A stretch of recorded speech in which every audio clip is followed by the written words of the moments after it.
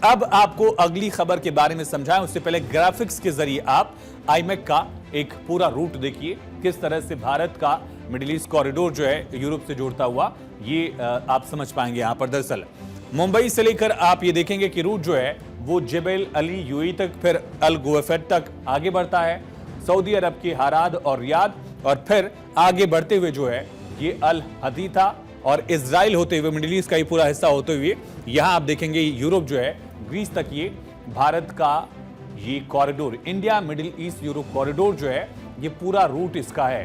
ये India middle east European corridor जो है कुछ हिस्सा इसका पानी में है, कुछ हिस्सा रोड पर है, कुछ हिस्सा जो है वो रेल नेटवर्क के जरिए जुड़ा हुआ है। इस रूट को भारत से यूरोप तक जोड़ा जाएगा। एक बहुत महत्वाकांक्षी योजना जो है वो भारत की है, मिडिल ईस्ट से और यूरोप से अपना व्यापार और आगे बढ़ाने की, जिससे भारत से यूरोप तक कारोबार में और समय बचे और पैसे की बचत हो। इस रूट का ऐलान 2 साल पहले सितंबर 2023 में G20 की बैठक के दौरान किया गया।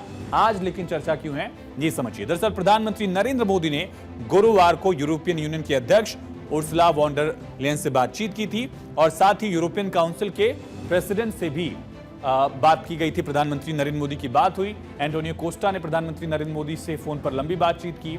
इस दौरान एफटीए पर चर्चा हुई, कई मुद्दों पर बात हुई और यूरोपियन यूनियन के नेताओं ने जिस तरह से पीएम मोदी से बात की और जिसकी तस्वीर जो सामने आई है वो चर्चा का विषय बन गया है।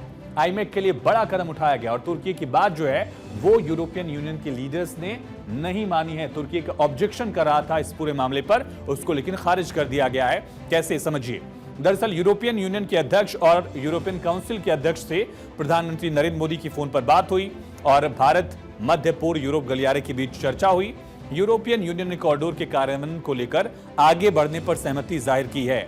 आईमेक को तुर्की के राष्ट्रपति एर्दोगन इसकी आलोचना कर चुके हैं। तुर्की ने दरअसल यूरोपियन यूनियन को लेकर जो शिकायतें दी थी आईमेक पर, उसको यूरोपियन यूनियन ने कोई भाव नहीं दिया और तुर्की की मांग को, बात को खारिज कर दिया।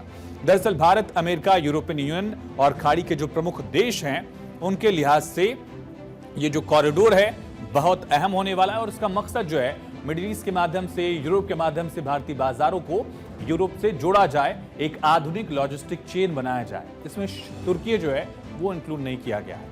इसी वजह से एर्दोगन परेशान हैं, विरोध कर रहे हैं, लेकिन पीएम मोदी की रणनीति के आगे तुर्की की, एर्दोगन की एक न चली। ये इस तरह से काउंटर किया गया। दरअसल आईमेक मुख्य रूप से अगर आप देखेंगे 2 अंतर्राष्ट्रीय मार्गों से मिलकर बनता है।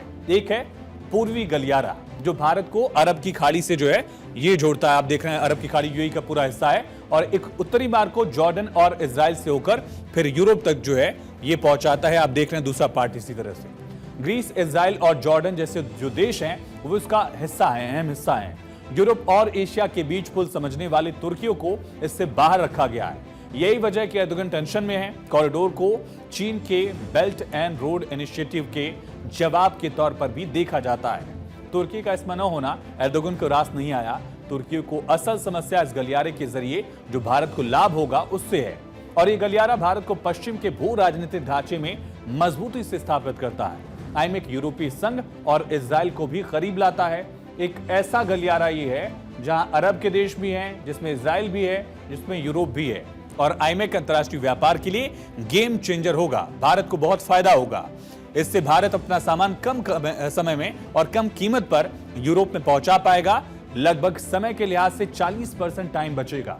समुद्री रास्ते से जर्मनी तक सामान पहुंचाने में भारत को अभी 1 महीने से ज्यादा का वक्त लगता है, लेकिन कॉरिडोर बन जाने के बाद यूरोप तक, जर्मनी तक 2 हफ्ते में ही सामान पहुंचाया जा सकेगा। इस कॉरिडोर से भारत का निर्यात भी बढ़ेगा, माल ढुलाई की लागत भी कम होगी। तो एक बहुत बड़ा फैसला जिसको लेकर अब काउंटर भी किया जा